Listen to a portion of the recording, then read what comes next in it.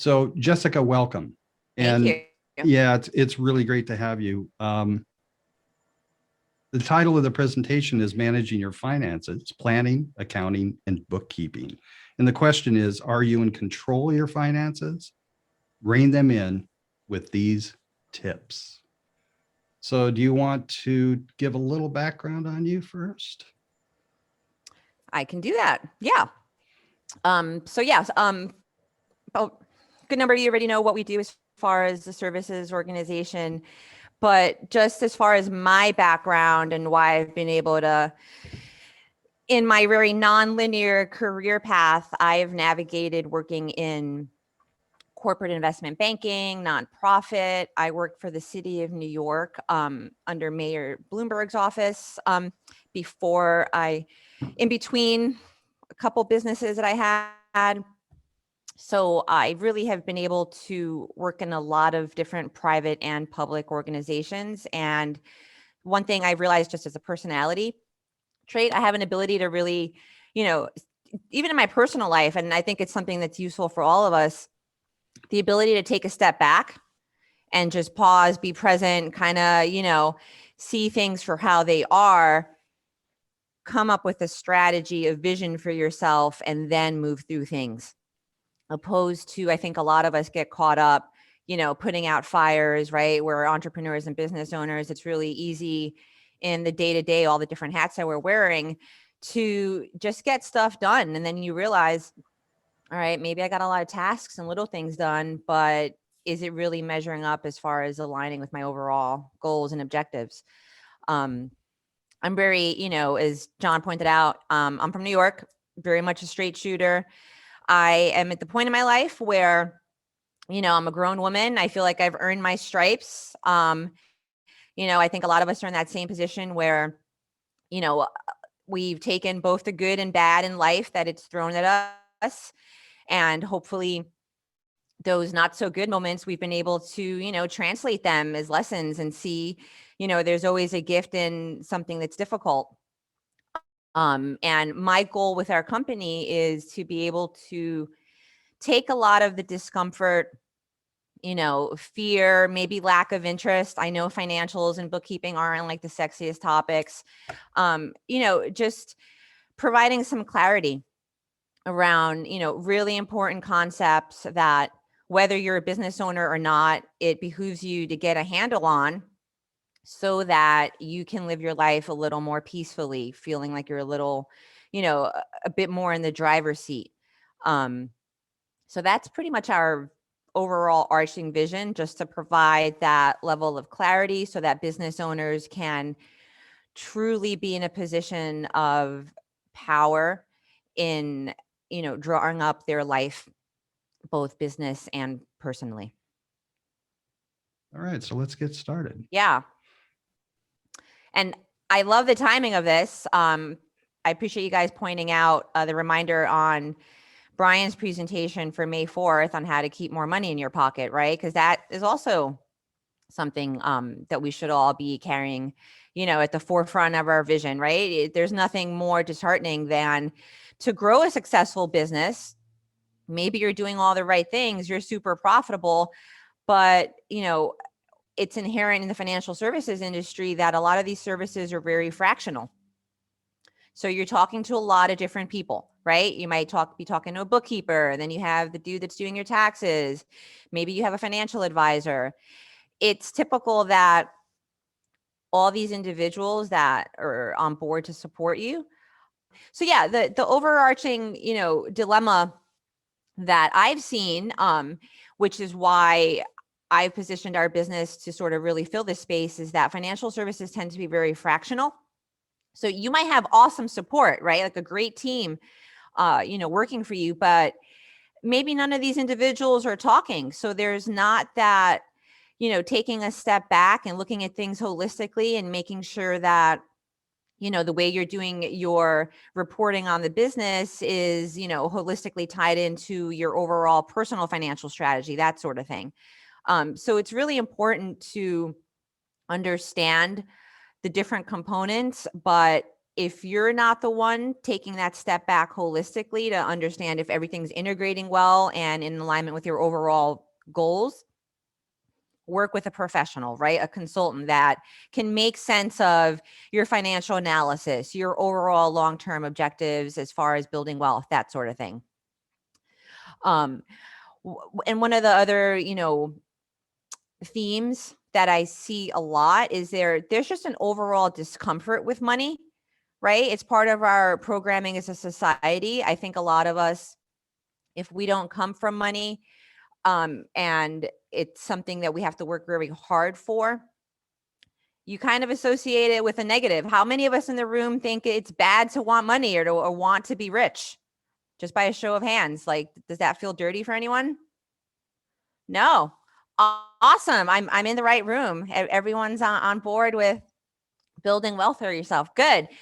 That's a story that I have been, focused on, over the course of my life, building more for myself. But I would say in the last year, I really have gotten a much larger vision for myself because meeting John Sanders and, sort of seeing what I can create with that bigger vision. And to, Janny's point, you're a little nervous or excited about showing up to bar, but like, sometimes we just gotta like, jump and just show up. And most of us, or all of us are entrepreneurs, right? Like the name of the game is kind of figuring it out as you go along and having that confidence and that excitement. And I think as long as you're open and honest and vulnerable, right? Like the pieces end up finding their way and figuring it themselves out. So we could just pop on to the next slide, John. Awesome. So today, I just want to talk about, and I want this to be a really good back and forth dialogue. So feel free to stop me. We'll ask some sort of polling questions along the way. Today, we're going to talk about what does good financial management look like? What is financial health? What does that mean for you as an individual or business owner? Briefly touch on the differences between bookkeeping, accounting, financial management, what you should be looking at.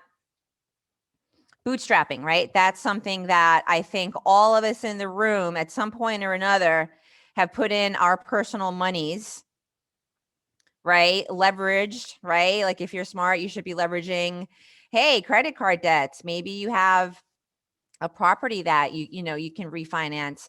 Bootstrapping is another one of those concepts that it can be a positive thing, right? You just have to make sure you're using it with an end in sight.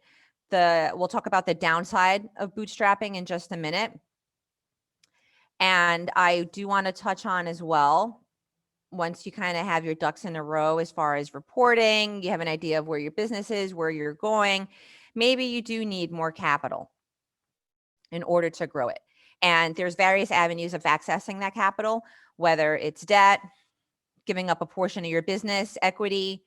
Maybe you can join, accelerator or angel investor, pitch contests, get some winnings, or finding other stakeholders to help you with your business, whether they're friends or family. That's probably not, everyone's first, thing that we're excited about, but sometimes it ends up being the most practical if you do have friends and family that believe in you. The trick there, right? Again, it goes, I think, against our programming. Concepts of like debt, right? Just by a show of hands, how many of us think debt is bad? Just off the cuff. I'm curious. Yeah, you see, that's a really, really prevalent misconception, right? We're taught debt is bad, but only in the instance in which you're not using it responsibly, right? Debt can be a great tool to provide you with liquidity, whether it's, personal credit cards to fund your business. Maybe you have a great startup idea, or if you're already a viable business, the best time to go for any sort of debt product is not wait until, you're running out of cash flow or you don't have money. The best time to go for debt is when you don't need it. You kind of have to stock your coffers, right? Maybe you're thinking a longer term, planning for your business, and the only way to get there is going to be through hiring more people, more equipment. You're going to have to rely on debt. The trick is not borrowing outside of your means, not borrowing too much. Maybe if you can kind of stagger early on repayment terms, that way it doesn't become, this cash flow crunch where you're trying to service debt. You shouldn't borrow more than you have over the long haul. And then the tricky part too with that is just being strategic about it and putting away any fear or just sitting there and analyzing your fear. Like, is this rational? Like, do I really have to worry? Or am I just afraid because it's the programming imposed upon me that me carrying any sort of balance is bad? If you're being cautious about it, practical, smart, you have a strategic plan, debt can be a really good tool for you. And then if you are borrowing from friends and family, right? The best way to ask for that money, and I think this is where a lot of us sort of lose sight. You don't want to go to someone, right? Yeah, you have the need, right? You need some money to keep your business, running or growing or whatever.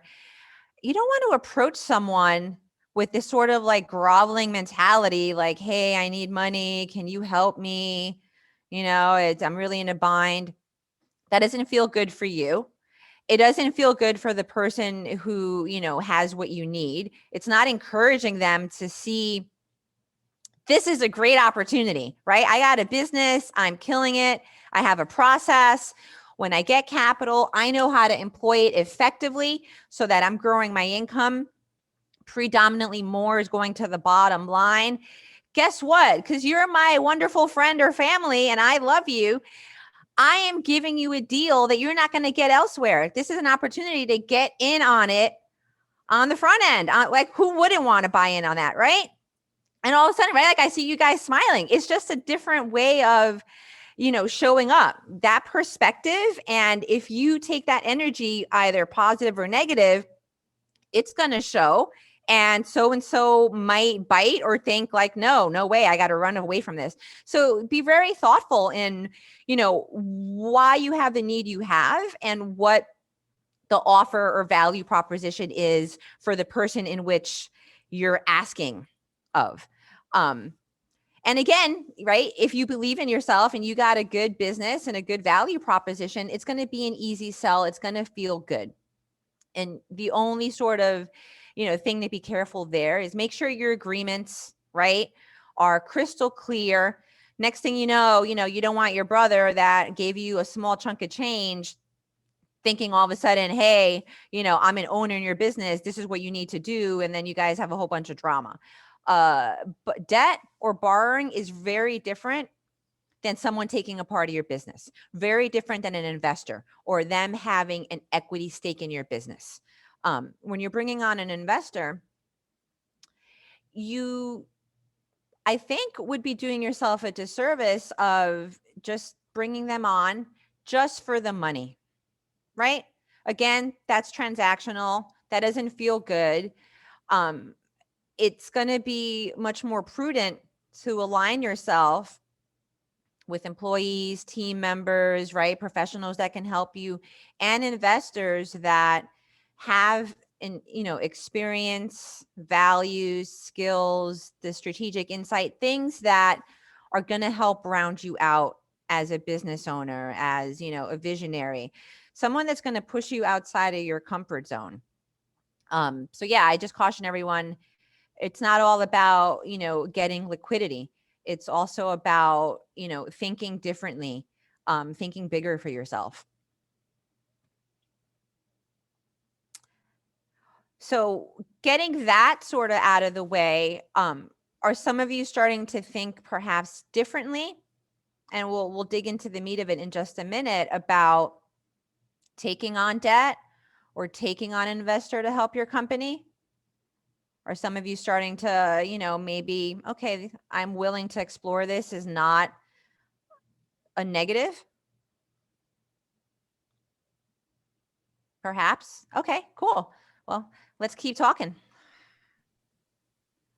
I would also encourage people, if you want to interact, just unmute yourself And then when you're done, mute yourself back, please. Yeah, I'm good being interrupted. So, you know, Kevin's learning about me. John, it's, you know, the John's in the room. I don't take things personally.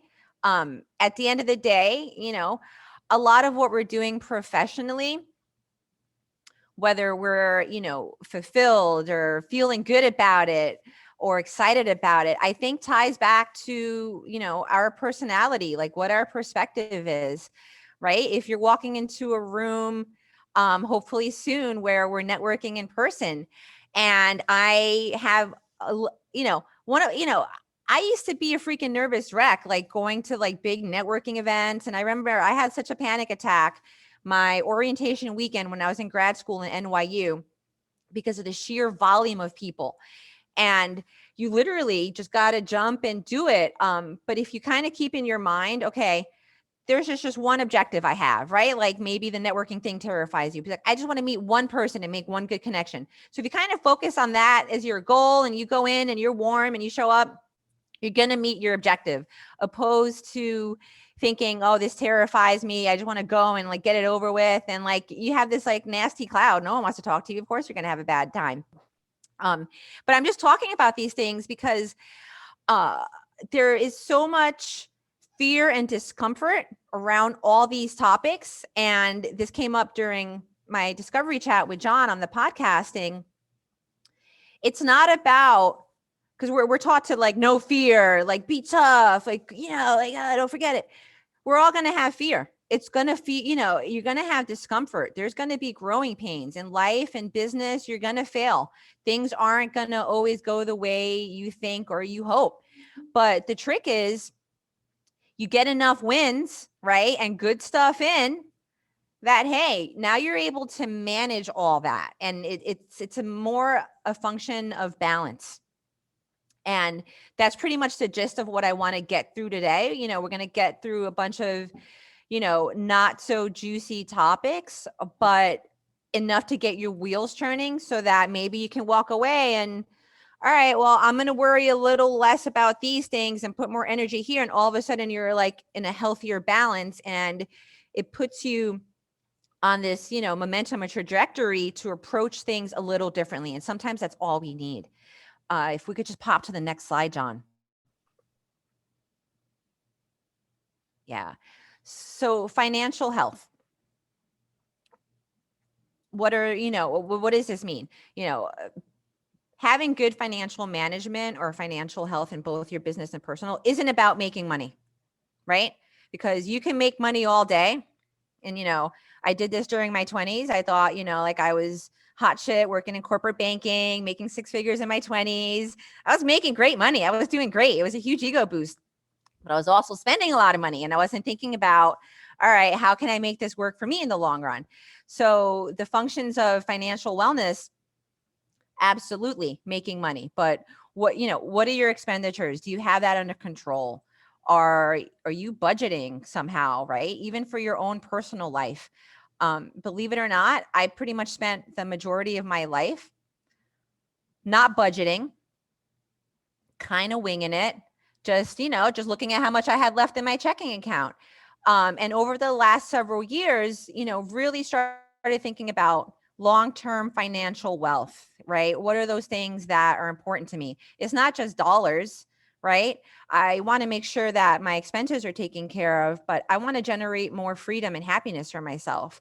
So as a result, it kind of drove me to sit there, and I, on a monthly basis now, and I'm happy to share this with everyone after the fact.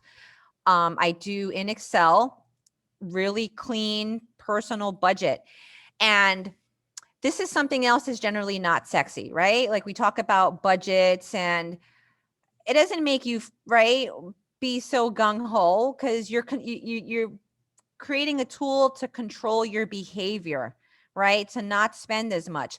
But when you look at a personal budget and you're practical, instead of coming from this place of constraint and you using this tool, I can't have this, I can't do that, like you're going to hate your budget. You're going to feel miserable. You're not going to be happy to make ends meet or, achieve your goals at the end of the month.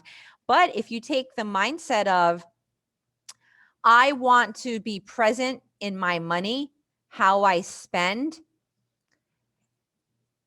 the enjoyment that I'm getting in the day to day of what this or that can afford for me, all of a sudden it feels a little different. If you program that into your personal budget, saying, what are the things that really bring me joy? Yes, I got to pay the rent and, the utilities, blah, blah, blah. But I travel a lot. So you know what? And I want to save. That automatically becomes part of my budget, not I'm going to save and travel if I have money left over. See the difference? You're being intentional in what your money can do for you. And that feels really differently, because at the end of the month, you're like, all right, I didn't get in. And it's also examining the trade-offs of what that dollar gives you as far as benefit. We all like to go to Starbucks and get these ridiculously $5-6 coffee drinks, but they feel good for like 5 minutes, right? That utility, that benefit you get from it. And then you suck down, your Java dip Frappuccino, and you're like, all right, that was tasty, cool. And 10 minutes later, gone, out your brain. You're not even thinking about it. What if you quantify, okay, if I ignore, I don't have this like coffee drink 4 days a week times 4 weeks times X number of weeks in a year. Oh my gosh. Wow. I could have a freaking vacation for that $2,000-$3,000. Now, won't that feel good? So a lot of it is perspective and how you show up and being intentional. So those concepts around maintaining financial health and wellness, you need to start with a really healthy, positive mindset. Look at your cost benefit, what your goals are, and keeping all those factors in balance.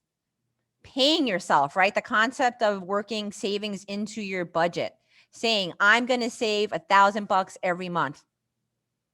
And then, you might realize, I have a business venture coming up. I don't have that cash flow versus what I'm bringing in versus what I'm expending. Maybe I've gotten my overhead as low as possible. Borrowing is another function, as well as planning and, setting good strategy, leveraging projections down the road.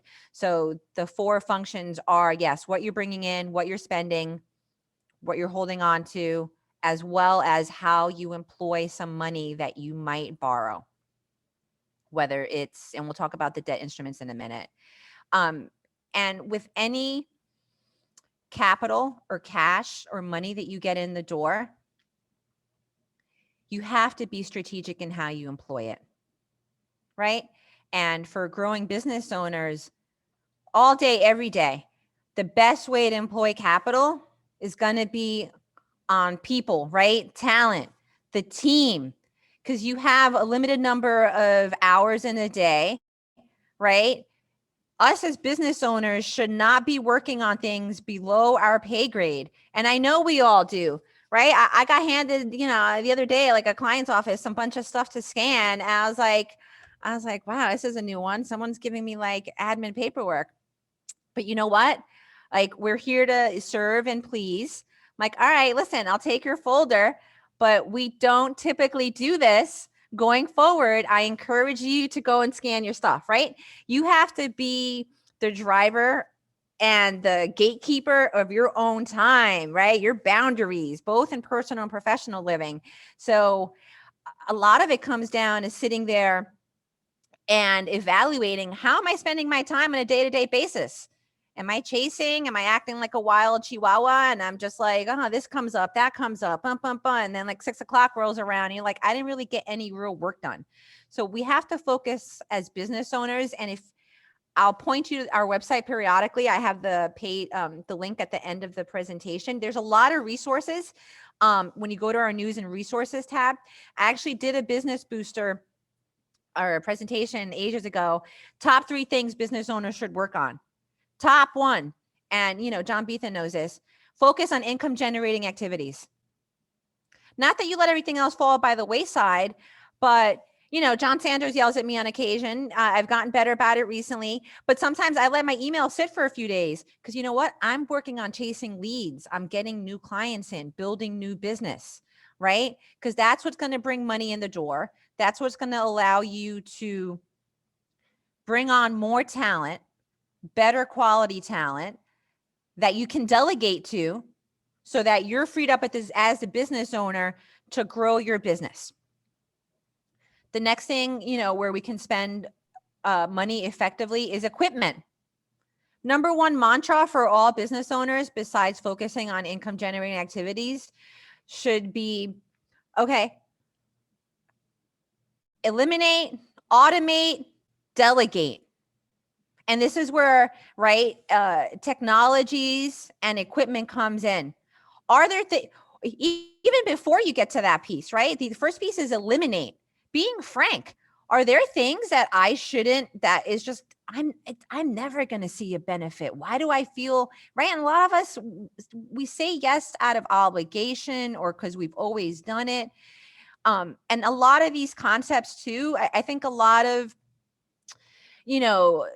coaches and people that are in consulting, lose sight of the big picture where a lot of these concepts do spill over into both personal and professional, right? We don't have to segregate it because we're whole people with all sorts of personalities and roles and things. We have to be comfortable enough that we're showing up in our own wholeness, both professionally and personally. So we have to be gatekeepers of our time, how we spend our money, evaluating, is it in alignment with my overall strategy? So eliminate is a great tool.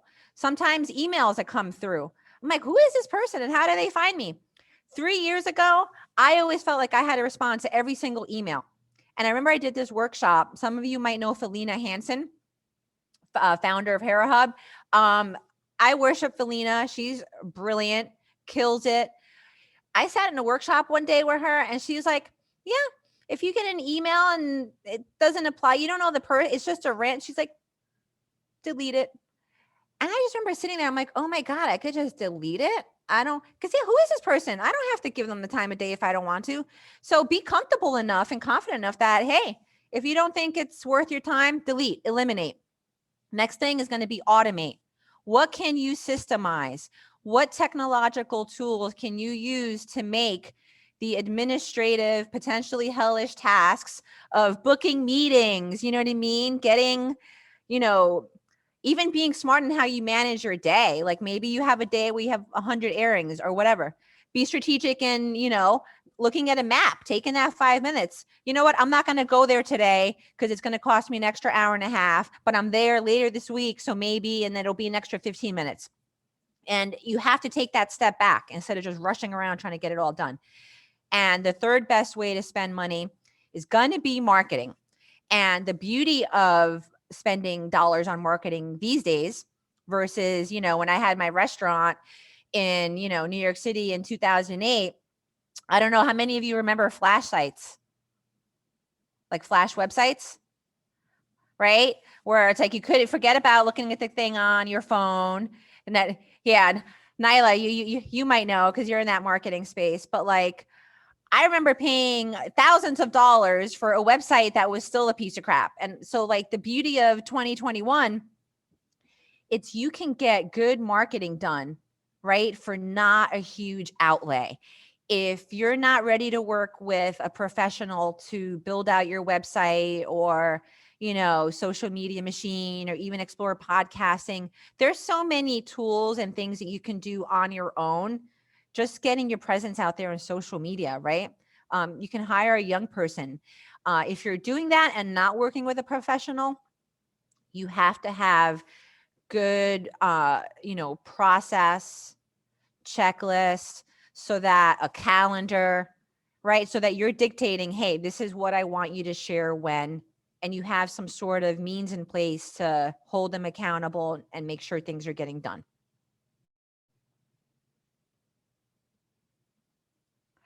So I feel like most of everyone's energy kind of got a little more excited about now. This doesn't seem as daunting. Just by a show of hands, or are some of us a little more, jazzed up about digging into these topics? What are you thinking? Cool. Yeah, right? Isn't it interesting, like how you show up can really affect what you get out of it? So if you could pull me to the next slide, John. Yeah. So I'm just going to blow through these terms super quickly, right?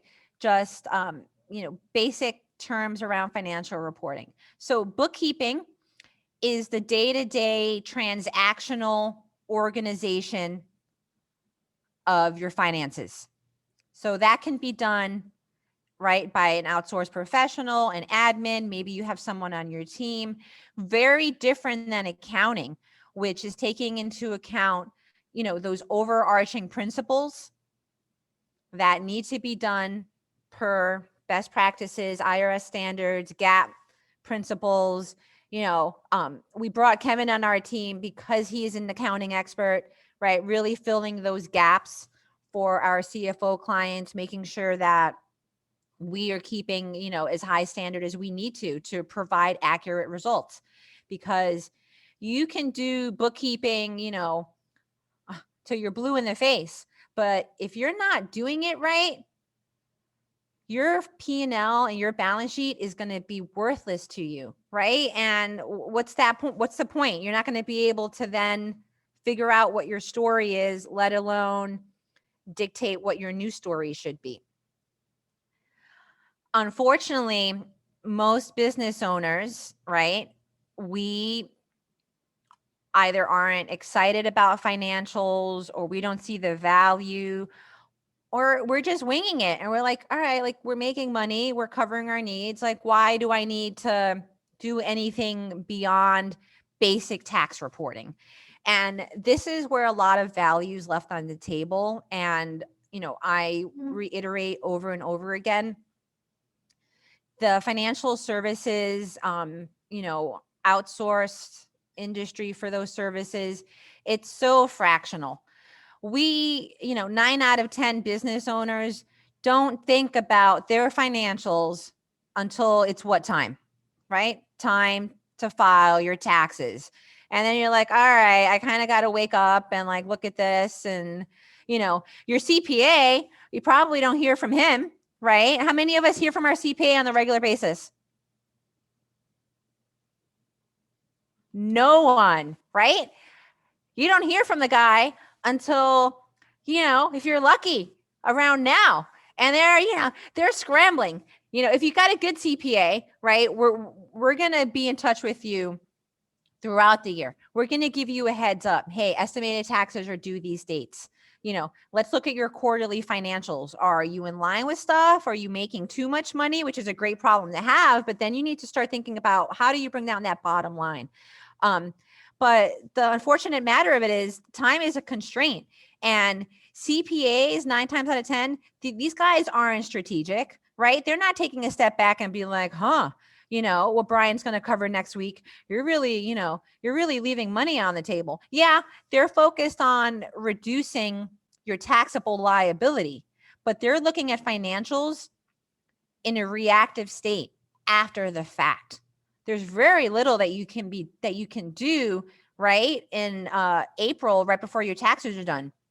Maybe you can create like a SEP IRA and contribute to that to bring down your bottom line. But other than that, you're going to be on the hook for taxes. So, CPAs are constrained. They're just running stuff through software. And a lot of times I found even scarier, and Don and John, you guys might know this. I've worked with CPA companies in the past, and this is a good reason why we now offer CPA services and tax reporting. They end up hiring very junior people. They don't worry as much as they should about the work being done because these people are just using the software. But the quality of work and errors and just silly mistakes that aren't being caught is terrifying, with something that we are officially publishing right to the IRS, that it's a record that, hey, this is your, financial statements. This is what you owe, and you move forward. So it's important to put the mindset on of being a manager and, digging into the financials one step further. It's, yeah, you got to get your taxes done, right? Like that's kind of one of the certainties. But what about using your financials to understand what are the drivers of your business, right? Maybe I can leverage my bookkeeping software and blow out my profit and loss statement by the lines of business, right? My different revenue streams. And then it's going to take a bit of digging, right? All of this takes some getting to know each other, digging into your financials. But the power of leveraging a P&L statement to understand, sure, this business brings in more income. And then you look at a profit and loss because you then took the time to categorize those expenses by those different lines of business.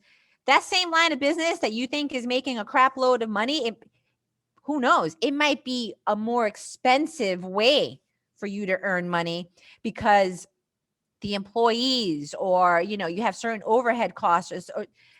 So in order to really understand the drivers of your business, it's not just about making money. It's how are you making that money? Is there a way to do it more efficiently?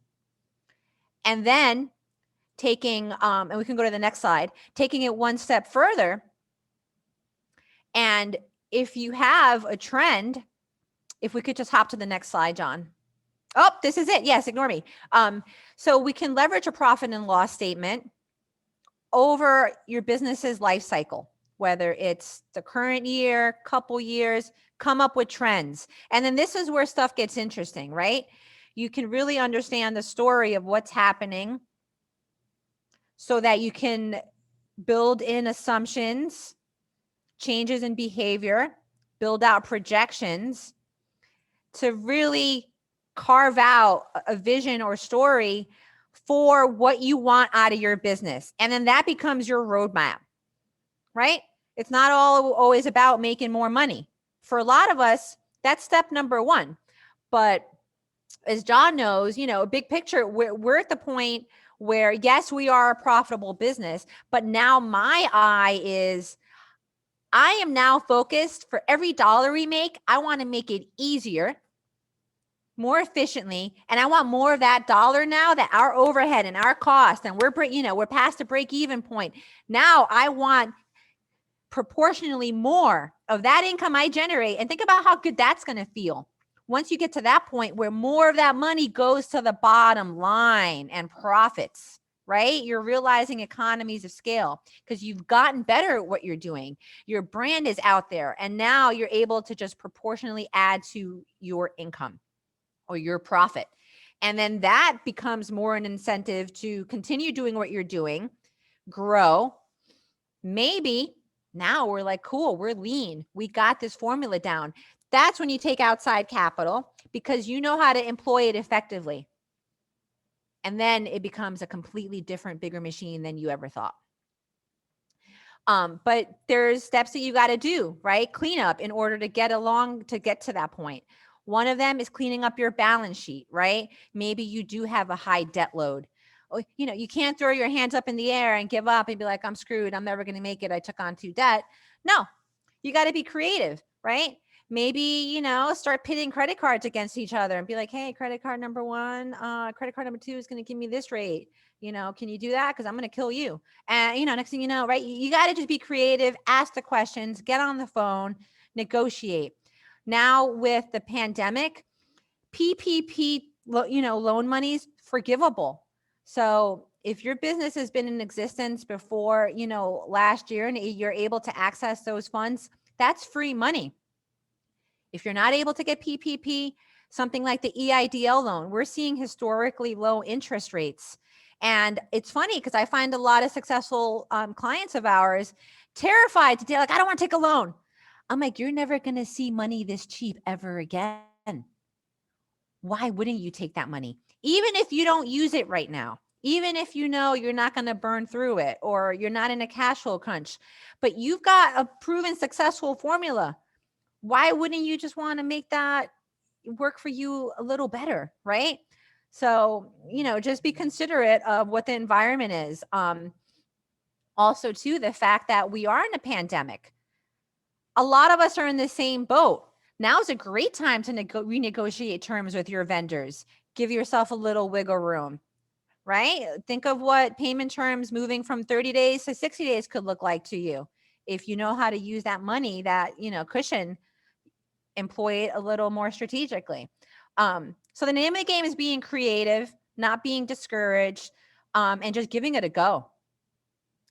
And with attracting outside, investors and lenders, at the end of the day, yes, they need to look at your cash flow to see if you're able to service that debt. But they're also going to look, and this is why we all need to get in the habit of looking at both our P&L and our balance sheet in tandem, because stakeholders, whether they're potential lenders, potential partners that are interested in working with you and you work out some sort of deal, or an investor such as John Sanders, they want to see, one, that you can service the debt. So that's looking at your P&L. Are you profitable? Do you have cash flow? But they're also going to look at your balance sheet. Who are you on the hook to already? Because you can make money all day, every day. But if you're up to, here with existing loans and credit cards and this owner and you're never going to see any of those profits. So you have to be, very logical in what your balance sheet looks like and what you can do to make that leaner so that you're motivated to make it profitable, because you're actually going to see some of those profits. Nothing feels worse than, busting your ass for a business and, it's paying everyone else but you. I know how that feels like, right? Like I ran a restaurant in New York City and I did that for 4 years, but I closed it because you know what? I was just breaking even. It didn't feel good to kill myself for my big dream, that wasn't necessarily giving me the dollar, the value, the monetary compensation that I needed for my time. We can hop onto the next slide, John.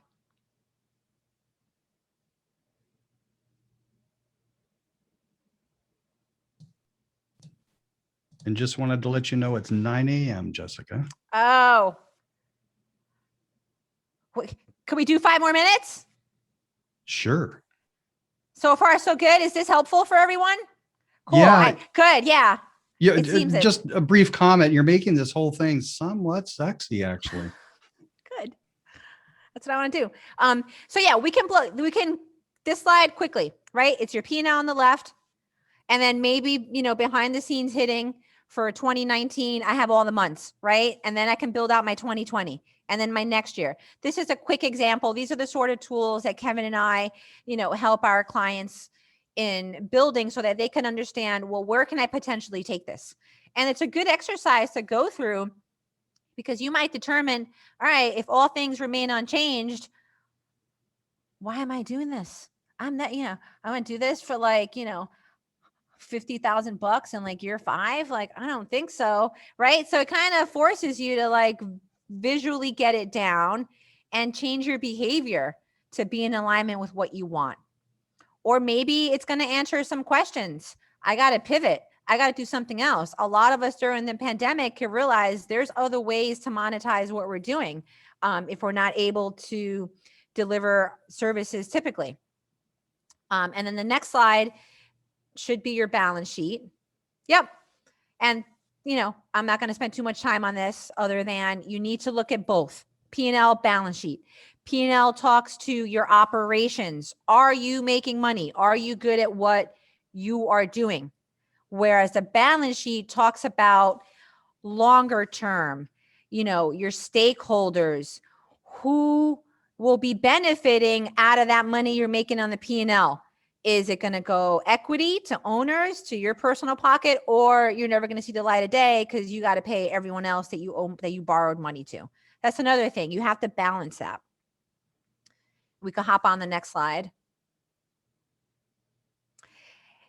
This is Kevin's handiwork. I make a bit of a self-deprecating joke when we meet with our clients because I am not, I'm good at the talkie and I'm exciting, but sometimes when I look at data and I put something together, it's the most boring looking thing because it's just like numbers and like clients don't want to look at. So Kevin, stepped in where, I've sort of failed. And he pulled together this sort of KPI snapshot. And we can go from the P&L, the balance sheet, but now instead of being, looking at our financials reactively after the fact, maybe we build out something like a weekly scorecard that we have at our fingertips to see. All right, maybe my debt to equity ratio is creeping up. That means I'm like starting to borrow a lot more money than I am comfortable with. I got to figure that out. What can I do? So something like a KPI scorecard. And this is a concept that's covered in one of the books that I'm referencing later on the resources of this presentation. Traction is just a tool to keep you honest, right? Keep you, focused on what you need to be looking at on a regular basis as an owner. And that little, Kevin, what's that called? It's a scatter line? Spark lines. Spark line. So that little trend thing, it just tells you directionally where things are headed, right? Because visually, these tools are helpful in telling us a story instead of just looking at the numbers. So there is a way to make this sexier. And we can hop on the next slide. Oh, good. Cool. We do need to wrap up. Okay. Yep.